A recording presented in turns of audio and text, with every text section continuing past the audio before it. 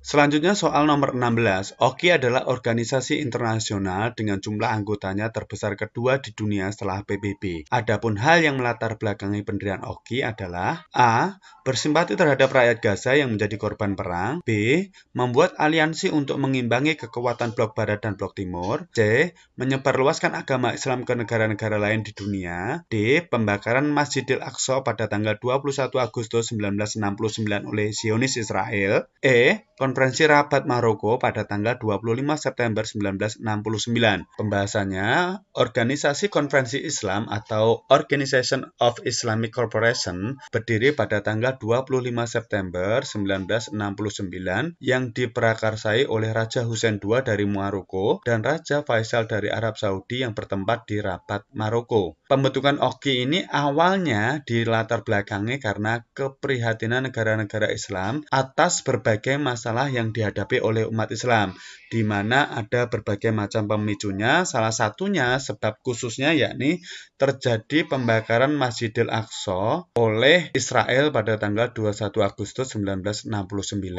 Tujuan OKI sendiri antara lain melenyapkan perbedaan diskriminasi, kolonialisme, dan rasial, memperteguh dan menjunjung tinggi perjuangan umat Islam, membantu dan mendukung kemerdekaan Palestina, meningkatkan solidaritas antar negara-negara Islam, dan juga melindungi tempat-tempat suci dan ibadah agama Islam. Pada tanggal 28 Juni 2011, OKI mengubah namanya yang semula Organisasi Konferensi Islam menjadi Organisasi Kerjasama Islam. Ini merupakan logo dari OKI. Jawabannya adalah D, yakni pembakaran Masjidil Aqsa. Selanjutnya soal nomor 17. Pernyataan berikut yang tepat menggambarkan momen tersebut adalah, ingat teman-teman bahwa UTBK itu dari 20 soal terdapat biasanya kurang lebih 1 soal yang berkaitan dengan gambar. Opsi jawaban A, pemuda-pemuda Semarang mencegat dan memeriksa mobil Jepang. B, serangan secara besar-besaran yang dilakukan di Yogyakarta. C. Kusno Wibowo berhasil menurunkan bendera Belanda dan merobek bagian birunya. D. Sekelompok orang Belanda di bawah pimpinan Blokman mengibarkan bendera Belanda. Dan E. Ted Kelly memimpin pendaratan tentara sekutu diikuti oleh Nica. Mari kita bahas teman-teman. Gambar ini terkait dengan serangan umum 1 Maret yang terjadi pada tanggal 1 Maret 1949. Kalau yang opsi C dan D itu merupakan peristiwa Hotel Yamato yang terjadi di kota Surabaya.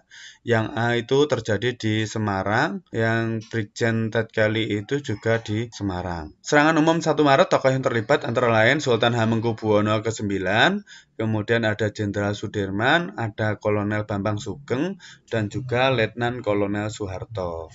Adapun serangan umum 1 Maret ini berhasil menguasai Jogja dari jam 6 pagi sampai jam 12 siang. Dampak serangan umum 1 Maret intern itu meningkatkan semangat para pejuang RI dan secara tidak langsung mempengaruhi sikap para pemimpin negara federal buatan Belanda yang tergabung dalam BFO, serta mendukung perjuangan secara diplomasi, yakni serangan umum ini berdampak adanya perubahan sikap pemerintah Amerika Serikat yang semula mendukung Belanda, selanjutnya menekan kepada pemerintah Belanda agar melakukan perundingan dengan Republik Indonesia. Dampak eksternalnya menunjukkan kepada dunia internasional bahwa TNI mempunyai kekuatan untuk melakukan serangan dan mementahkan moral pasukan Belanda. Untuk mengenang para pejuang dalam peristiwa serangan umum 1 Maret, maka dibangunlah Monumen Jogja kembali. Pada tahun 2022, Presiden Joko Widodo menetapkan tanggal 1 Maret sebagai Hari Penegakan Kedaulatan. Jawabannya adalah B, serangan secara besar-besaran yang dilakukan di Yogyakarta. Soal nomor 18, perhatikan tabel berikut. Keberhasilan yang dicapai oleh Kabinet Ali Sastro Amijoyo II adalah A, A1, A2, dan B1, B, A1, A3, dan B2, C, A2, A3, dan B1, D, A2, A3, dan B3, E, A3, B2, dan B3. Adapun pembahasannya, Ali Sastroamidjojo ini merupakan salah satu Perdana Menteri masa demokrasi liberal. Demokrasi liberal sendiri berlangsung dari tahun 1950 sampai 1959, yakni berakhir ketika Presiden Soekarno mengeluarkan dekret Presiden pada tanggal 5 Juli 1959 yang menandakan berakhirnya demokrasi liberal menjadi demokrasi terpimpin. Ali Sastroamidjojo sendiri menjabat menjadi Perdana Menteri sebanyak 2 kali, yakni 1953 sampai 1955, kemudian periode selanjutnya 1956 sampai 1957. Selain Ali Sastroamidjojo ini juga ada beberapa Perdana Menteri, yakni Muhammad Natsir, Sukiman, Wilopo, Ali Sastro, Burhanuddin, Harahap, kemudian Ali Sastroamidjojo kedua, dan yang terakhir adalah Juanda. Adapun prestasi Kabinet Ali Sastroamidjojo, yang pertama adalah mempersiapkan pemilu 1955. Ini pada masa Ali I. Pemilu sendiri baru berhasil dilaksanakan pada masa Kabinet Burhanuddin Harahap. Kemudian menyelenggarakan Konferensi Asia Afrika di Bandung yang menghasilkan Dasar-Sila Bandung. Ali Sastroamidjojo merupakan salah satu tokoh pencetus berdirinya Konferensi Asia Afrika di Bandung. Selanjutnya yang ketiga, pembatalan Konferensi Meja Bundar. Ini terkait dengan proses pengembalian Irian Barat, melaksanakan keputusan Konferensi Asia Afrika, dan menjalankan politik luar negeri bebas aktif. Jawabannya adalah C. Soal nomor 19, kebijakan pemerintah Orde Baru sebagai bentuk sikap politik bebas aktif bangsa Indonesia terhadap kondisi politik global ditunjukkan dengan A. Kembalinya Indonesia ke dalam anggota PBB, B. Pembukaan kembali hubungan diplomatik dengan Amerika, C. Indonesia masuk ke pusaran kegiatan politik salah satu poros dunia, D. Munculnya politik mercusuar sebagai pedoman negara anggota NEVO, E. Indonesia sebagai penyelenggara GANEVO. Indonesia itu pernah keluar dari PBB teman-teman, yakni pada tahun 1965. Ketika itu Malaysia diangkat menjadi anggota Dewan Keamanan Tidak Tetap PBB. Akhirnya Presiden Soekarno memutuskan Indonesia keluar dari PBB. Adapun pembahasannya, Orde Baru ini terjadi pada tahun 1966 sampai 1998. Indonesia di bawah kepemimpinan Presiden Soeharto. Adapun kebijakan luar negerinya antara lain menormalisasi hubungan dengan Malaysia, kembali menjadi anggota PBB, kemudian membekukan hubungan dengan RRC, karena ada anggapan bahwa RRC terlibat dalam peristiwa G30 SPKI, aktif dalam organisasi regional dan internasional antara lain OKI, APEC, GNB, dan OPEC. Indonesia menjadi tuan rumah dan sekaligus menjadi ketua GNB pada saat KTT GNB ke-10 yang diadakan di Jakarta.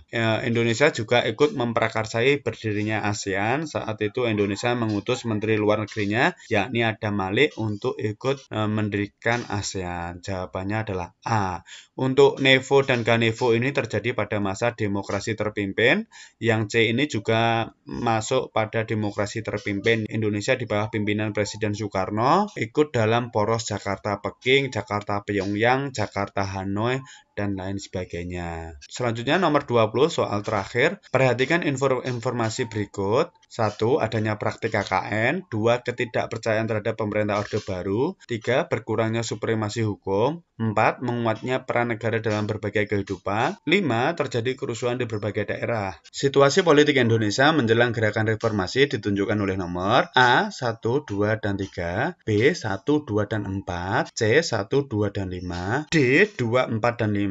E. 3, 4, dan 5. Pembahasannya, reformasi yakni penataan kembali pemerintahan Indonesia dari kata re kembali, formasi, tatanan. Hal ini dikarenakan banyak penyimpangan pada masa Orde Baru. Selain itu juga dipicu adanya krisis moneter 1997 yang berdampak bagi ekonomi Indonesia. Demo dilakukan oleh para mahasiswa. Kemudian terjadi peristiwa Trisakti pada tanggal 12 Mei 1998. Korban yang meninggal dunia adalah Elang Mulia Lesmana, Habibin Royan, Heri Hartanto, dan Hendrawan Si. Adapun agenda reformasi yakni adili Soeharto dan kroni-kroninya, otonomi daerah yang seluas-luasnya, amandemen UUD 1945, penghapusan dui fungsi ABRI, penegakan hukum, pemerintahan yang bersih dari KKN. KKN itu adalah korupsi, kolusi, dan nepotisme. Tanggal 20 Mei 1998, Presiden Soeharto mengundurkan diri, kemudian digantikan oleh B.J. Habibie. Jokowi yang saat itu menjabat sebagai Wakil Presiden. Hal ini sesuai dengan UUD 1945 pasal 8. Jadi jawabannya adalah C. Demikian materi mengenai pembahasan soal latihan UTBK tahun 2022. Semoga bermanfaat dan kalian yang mengikuti tes UTBK bisa diberikan kemudahan dan kelancaran hingga akhirnya bisa keterima di universitas sesuai dengan harapan kalian masing-masing. Terima kasih. Wassalamualaikum warahmatullahi wabarakatuh.